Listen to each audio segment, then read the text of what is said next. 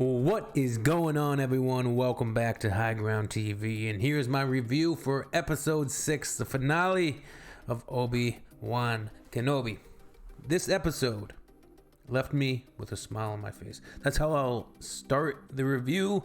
I did have some areas in the episode where I kind of went, that doesn't look too good. In terms of, like, these gripes are more in terms of effects, cinematography, and just the overall look of certain scenes. Story-wise, I thought this was definitely the best episode of the series. It was concise, it was to the point, and we kind of really got into it immediately and got a lot of fan servicey things that I think a lot of people have been waiting for since the earlier episodes, and we've kind of expected even since the first episode. So in terms of the plot, they're getting chased off Jabeam after everything that happened in episode 5, and they can't jump to light speed. They got a Star Destroyer chasing them. Vader is pissed. Vader is locked in. He wants to catch Kenobi. So Roken says, we're going to this planet. We can't fix we're going to this planet. Everything's going to be fine. And then, Obi-Wan senses something. He goes, talks to Roken. There's a problem with the hyperdrive. So they're not going anywhere. They're going to get destroyed before they can jump. And Obi-Wan says, Vader wants me. I gotta distract the Star Destroyer, distract Vader, take it to somewhere. He's going to follow me, 100% guaranteed. You guys can all escape. You're the future of the rebellion. And that's what happens. He goes to, I don't even know if they name the planet that Obi-Wan leads Vader to, but yeah, they have the epic showdown that Kathleen Kennedy talked about, and we saw that in the concept art for the show. And I felt like there was a lot of pieces in this episode that felt like they belonged in the initial concepts when Obi-Wan Kenobi was going to be a film. Like, you felt a lot of those cinematic, really big set pieces and story pieces that would fit directly into a bridge from episode 3 to episode 4. So they have their big showdown on this planet, Vader and Obi-Wan, and it was good. The spoilers, the moment where Obi-Wan picks up all those rocks like this, and he's just throwing them at Vader. I don't know, it just looked kind of cheesy. It looks cheesy. There's been a lot of moments in the show that have looked cheesy, which has kind of added to the charm, but that moment I chuckled. I said, that does not look good. The story beats are great, but a couple of the effects and just that decision, and I get it, Vader buried Obi-Wan under rocks. I don't know why Vader would assume that Obi-Wan was dead, but I don't know.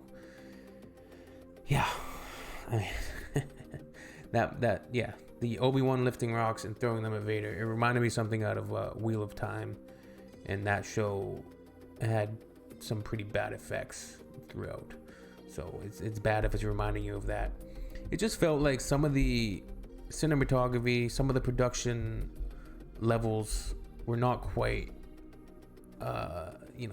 where I would like them to be for the show. It didn't hinder my enjoyment of it.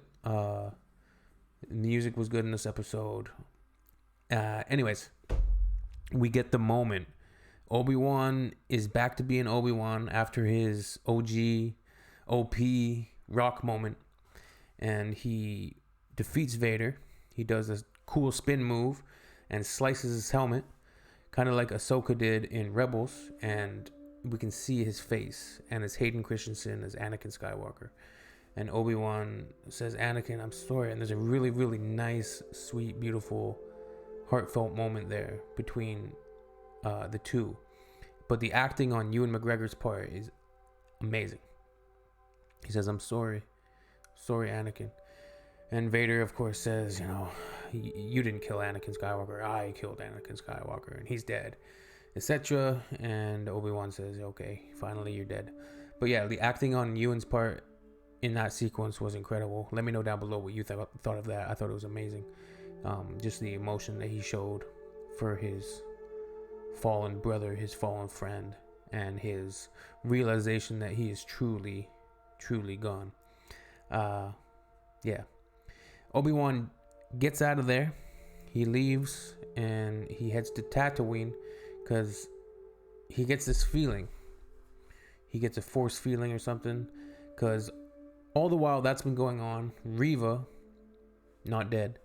Of course, we knew that. Reva's going after Luke. I was trying to figure out her motivation for trying to kill Luke.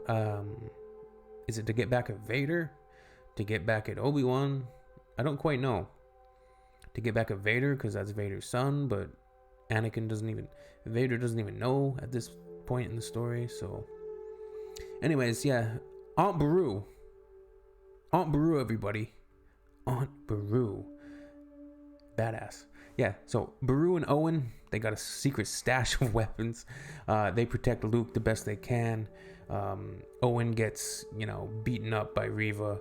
Beru gets defeated, and then Luke runs into the Dune Sea, up into the mountains. Reva chases. Luke falls off a thing. She has the chance to just kill him, but she gets visions of what happened to her when she was a kid. She sees herself in Luke, and she's unable to do it. Obi-Wan arrives back on Tatooine, and Reva comes out of the darkness holding Luke in her arms, and she returns him to Beru and Owen, and she kind of has a redemption moment. So yeah, Reva got the redemption moment, and she forgoes her Inquisitor lightsaber. Obi-Wan offers his hand and says, "You have the choice to do what you want to do going forward. You're free. We both are." And yeah, that's Reva's arc. It was okay. So then we go to Alderaan. Did we go to Alderaan after that? Can't really remember. I think so. And Obi-Wan reunites with Leia for a moment, a sweet little moment, says his goodbyes, and you kind of see him turning into episode 4 Obi-Wan. And yeah, some good moments. And of course, big spoiler, Liam Neeson, Qui-Gon. There's a lot of things in this episode that just felt really, really great, and they fit so well. And I just gotta say, before Obi-Wan left Tatooine, Owen offered to let Obi-Wan meet